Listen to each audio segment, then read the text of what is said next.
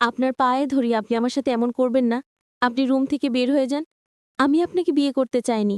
আমার মা আমাকে ভয় দেখিয়ে আপনার সাথে বিয়ে দিয়েছে। আমার বিয়ের বয়স হয়নি। আপনি কিছু করলে আমি কিন্তু মরে যাব। আমার কিন্তু তো অল্প বয়সের মেয়ে। আমার স্ত্রীর এমন কথা শুনে আমি রাগান্বিত হয়ে গেলাম। আর তাকে জোরে একটা তাপড় মারলাম। তারপর সে জ্ঞান হারিয়ে ফেলল। আমি তাকে হাসপাতালে নিয়ে গেলাম। তারপর ডাক্তার বলল, আপনার স্ত্রী মা হতে চলেছে। আমি ডাক্তারের কথা শুনে চোখে ঝাপসা দেখতে লাগলাম। কারণ তাকে তো আজই আমি বিয়ে করে এনেছি। তাহলে সে কিভাবে মা হতে চলেছে?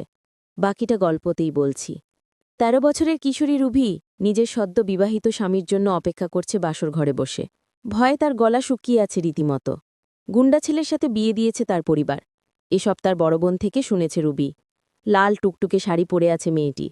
এই শীতের মধ্যে রীতিমতো ঘেমে যাচ্ছে। তখনই কারো পায়ের আওয়াজ পেল সে। হাত পা আরও গুটিয়ে বসল। দরজা আটকানোর আওয়াজ পেয়ে ভয় বুক ধুকধুক করছে।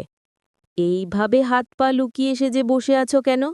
লোকটার গম্ভীর পৌরুষালী আওয়াজে মাথা তুলে তাকায় লুবি তার দিকে। তবুও মুখ দিয়ে কোনো আওয়াজ বের করে না। রুবিকে কোনো কথা বলতে না দেখে বিরক্ত হয়ে যায় মুন্না। এই মেয়ে, কি বলছি কথা কানে যায় না তোমার? মুন্নার চিৎকারে ভয় পেয়ে এক লাফে খাট থেকে নেমে যায় রুভি। খাট থেকে এইভাবে নামতে গিয়ে পাশে থাকা টেবিলের সাথে পায়ে বাড়ি খায় সে। ব্যথায় হালকা চেঁচিয়ে ওঠে, উপুর হয়ে পা দলতে থাকে রুভি। আর তখনই মাথা থেকে ঘুমটা খুলে যায়। শীতকালে সামান্য আঘাতেও অনেক ব্যথা পাওয়া যায়। মুন্না রুবিকে দেখে অবাক হয়ে তাকিয়েছে রুবি। কান্না করছে ব্যথা পেয়ে। একে তো ভয় পেয়েছে অনেক, তার উপর ব্যথা। এই মেয়ে, তোমার বয়স কত? উত্তর না দিলে মেরে ফেলব। আমার বয়স ১৩ হবে, ৯ তারিখে। রুবির উত্তরে হাঁ করে তাকিয়েছে রুবির দিকে মুন্না। রুবি ভয়ে ভয়ে মাথা নিচু করে দাঁড়িয়ে আছে। তোমার বয়স মাত্র ১৩ বছরের? পিচ্চি মেয়ে হয়। নিজের থেকে এত বড় বয়সে এক লোককে কিভাবে বিয়ে করতে রাজি হলে? নাকি আমার টাকা দেখে তোমার আর তোমার পরিবারের কাছে আমার বয়সটা ম্যাটার করে? মুন্নার এই কথা রুবির কানে পৌঁছাতেই মেয়েটা চোখ তুলে তাকায়। গোল গোল চোখগুলা দিয়ে মুন্নাকে দেখে যাচ্ছে। এইভাবে মুন্না তাকে আর তার পরিবারকে অপমান করতে পারবেন না। মুন্নাও প্রচণ্ড রেগে আছে। তার সাথে কিনা এরকম পিচ্চির বিয়ে হয়েছে। নিজের মা আর বাবার ওপর প্রচণ্ড রাগ হচ্ছে তার। সবকিছু তছনছ করে দিতে ইচ্ছে হচ্ছে। একদিকে ওর ভালোবাসা ওকে ছেড়ে অন্য কাউকে বিয়ে করল। আর তার বাবা মা মিথ্যে বলে আরেক এই মেয়ের সাথে বিয়ে দিল। ১৩ বছরের মেয়েকে ১৯ বছরের বলে তার ঘাড়ে চাপানো হলো। এইভাবে আপনি আমাকে অপমান করতে পারেন না। আপনার মতো বুইড়া রাক্ষসকে আমি নিজের ইচ্ছায় বিয়ে করি নাই। আমার মতো পিচ্চি কি আপনাকে বিয়ে করতে চাইবে? আর আমার বিয়ের বয়স হয়েছে? ওই রুনা আন্টি আমার বাবা মাকে ভয় দেখিয়ে আপনার সাথে আমার বিয়ে দিল। এই মেয়ে, এত কথা বলার সাহস কই পাস? চুপ থাক, না হলে তোকে যে কি করব। মুন্নার আগে হিতাহিত জ্ঞান শূন্য হয়ে গেছে। এদিকে রুভি ভয়ে দাঁড়িয়ে থাকতে পারছে না। রুবির প্রচণ্ড ঘুম পাচ্ছে। মুন্নার জন্য সে ঘুমাতেও পারছে না। মুন্না আবার গ্রুমের বাইরে চলে গেল। মুন্না চলে যাওয়ায় হাঁস ছেড়ে বাঁচল সে। রুবি মুন্নাকে গালি দিতে দিতেই শুয়ে পড়ল। শোয়ার সাথে সাথে ঘুমিয়ে পড়ল রুভি। মুন্না ছাদে বসে বসে ভাবছে, এই পিচ্চি মেয়ের সাথে আমার বিয়ে দিল কেন? এটা কিভাবে মানবে যে তার বউ এক বাচ্চা মেয়ে? তার মা কেন করল তার সাথে এমন? রাত ৩টের কাছাকাছি মুন্নার রুমে ঢুকে গেল। খাটের দিকে তাকিয়ে দেখতে পেল কি সুন্দর এক অপরূপা মেয়ে ঘুমাচ্ছে। মনে হচ্ছে মেয়েটি নিষ্পাপ। ঘুমের মধ্যে শ্বাস নিতে কষ্ট হওয়ায় চোখ খুলে তাকায় রুবি।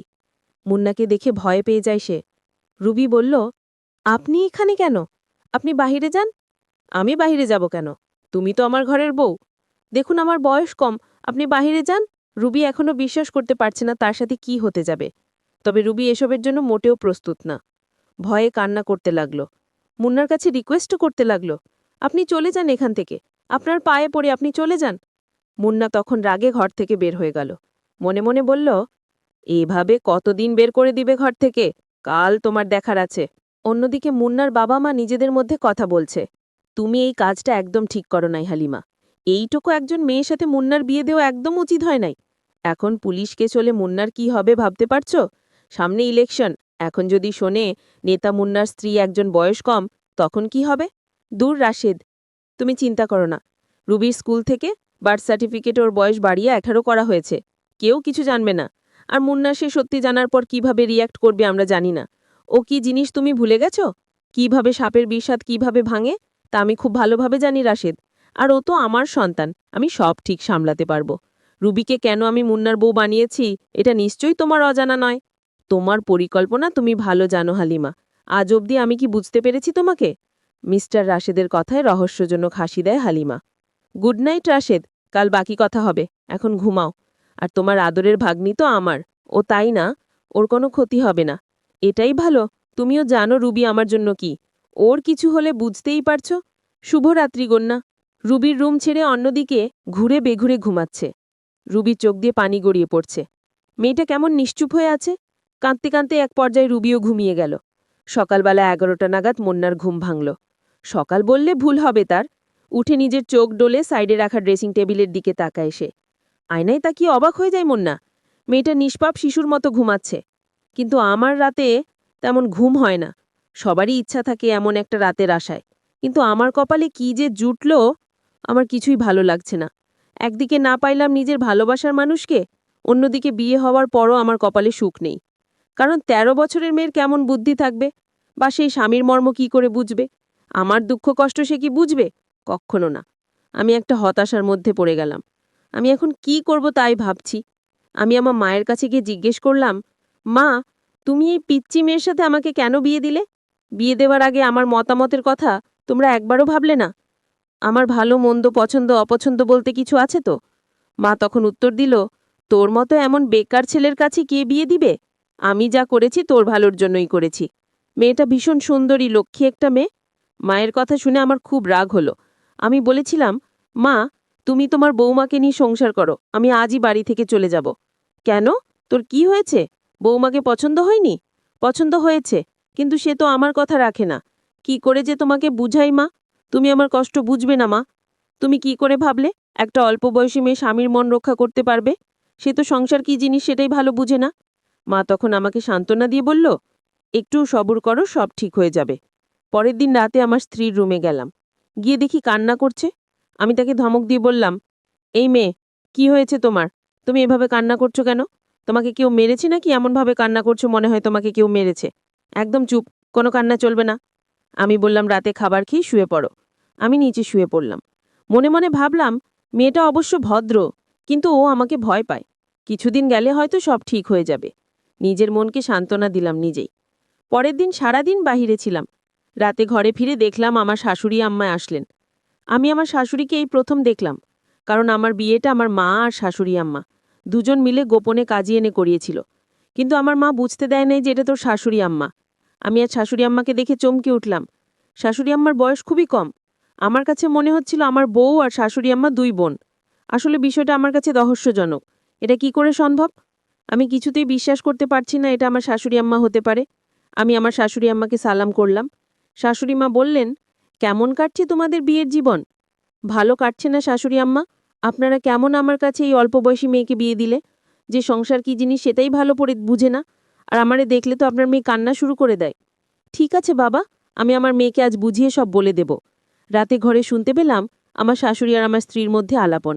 আমার স্ত্রী বলল, মা, তুমি এটা কি করলি? একটা বাজে ছেলের সাথে আমার বিয়ে দিয়ে দিলে। আমি তাদের কথা শুনে অবাক হয়ে গেলাম। আমার কাছে মনে হলো বিশাল বড় পাহাড়টা আমার মাথায় পড়ল। আমি তাদের কথা শুনে অবাক হয়ে গেলাম। আমার স্ত্রী আমাকে বাজে বলল কেন? তার মানে সে আমাকে পছন্দ করে না, তার অনিচ্ছায় বিয়ে হয়েছে। আমার মাথায় কিছুই ঢুকছে না। আমি মহা চিন্তায় পড়ে গেলাম। আমি তাদের সব কথা শুনে ফেলি। কিন্তু সে আমার কাছে বিয়ে করল কেন? আমি এর রহস্য তো বুঝতে পারছি না। আমিও মনে মনে সিদ্ধান্ত নিলাম এর শেষ দেখব। পরের দিন সকালে আমার শাশুড়ি আম্মা বলল, বাবা, আমি আমার মেয়েকে সব বুঝিয়ে দিয়েছি। এখন থেকে তোমার সব কথা রাখবে। আমি বললাম, ঠিক আছে শাশুড়ি আম্মা যান। আমি রাতে আমার ঘরে ঢুকি দেখি আমার স্ত্রী আজ অনেক হাসি খুশি। আমি তাকে জিজ্ঞেস করলাম, কি, তোমার এত হাসি হাসি লাগছে কেন? সে তখন উত্তর দিল, আমি কখন হাসবো আর কখন কাঁদবো এটা আমার ব্যক্তিগত বিষয়। আমি তার কথাটা কিছুতেই সহ্য করতে পারলাম না। আমি কাছে গিয়ে দিলাম একটা তাপ্পড়। এই মেয়ে, তুই আমায় কি ভাবছিস? মনে করছিস তোর সকল অপমান আমি মুখ বুজে সহ্য করব? কিন্তু তাপ্পড় মারার পর লক্ষ্য করলাম আমার স্ত্রী অজ্ঞান হয়ে গেল। আমি মনে মনে ভাবলাম, এটা আমি কি করলাম? মরে গেল না তো? তাড়াতাড়ি হাসপাতালে নিয়ে গেলাম। তারপর ডাক্তার বলল, আপনার স্ত্রী গর্ভবতী, আপনি বাবা হতে চলেছেন, মিষ্টি খাওয়ান। আমি ডাক্তারের কথা শুনে অবাক হয়ে গেলাম। আমি দু চোখ দিয়ে অন্ধকার দেখতে পেলাম। আমার মাথায় মনে হয় বাজ পড়ল। এটা কি করে সম্ভব আমি তা কিছুই বুঝতে পারলাম না। এটা কোন ধরনের পরীক্ষা? আমি ডাক্তারকে বললাম, দেখুন স্যার, আপনাদের কোথাও ভুল হচ্ছে। আপনারা আবার পরীক্ষা করে দেখুন, কারণ আমার সাথে তার কিছুই হয়নি। আমি আল্লাহকে ডাকতে লাগলাম, আল্লাহ আমায় কোন পরীক্ষায় ফেলেছ? বিয়ে হয়েছে মাত্র কয়েকদিন হলো, এখনই গর্ভবতী? এটা আমি মেনে নিতে পারবো না। ডাক্তার সাহেব আমাকে সমস্ত রিপোর্ট দেখালো। ডাক্তার সাহেব ঠিকই বলেছে, আমার স্ত্রী মা হতে চলেছে। এটা রিপোর্ট দেখে স্পষ্ট বোঝা যাচ্ছে। আমি হাসপাতালের বারান্দায় মনোরঙ্গা অবস্থায় দাঁড়িয়ে রইলাম। ডাক্তারবাবু কিছুক্ষণ পর বলল, আপনার স্ত্রীর জ্ঞান ফিরেছে, আপনি এখন তাকে বাসায় নিয়ে যেতে পারেন। আমরা কিছু ওষুধ লিখে দিচ্ছি, সেগুলো খাওয়ালে সব ঠিক হয়ে যাবে। আমি তাকে বাসায় নিয়ে গেলাম। মা বলল, বৌমার কি হয়েছিল? বাবা, তুই ওকে হাসপাতাল নিয়েছিলি কেন?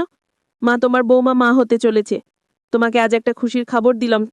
মা বলল, এটা তো খুশির খবর, আমার ঘরে নতুন মেহমান আসছে। আমি বললাম, মা, আমার বিয়ে হয়েছে কয়দিন হয়েছে সেই হিসাব তোমার কাছে আছে তো? আর তুমি নিশ্চয়ই ভালো করেই জানো আমার বিয়ে হয়েছে মাত্র 1 মাসও হয়নি। তাহলে সে কিভাবে মা হতে চলেছে? মা তখন আমায় বলল, তুই তো ঠিক বলেছিস, আমি তো ভুলেই গিয়েছি তোদের বিয়ে হয়েছে মাত্র 1 মাস হয়েছে।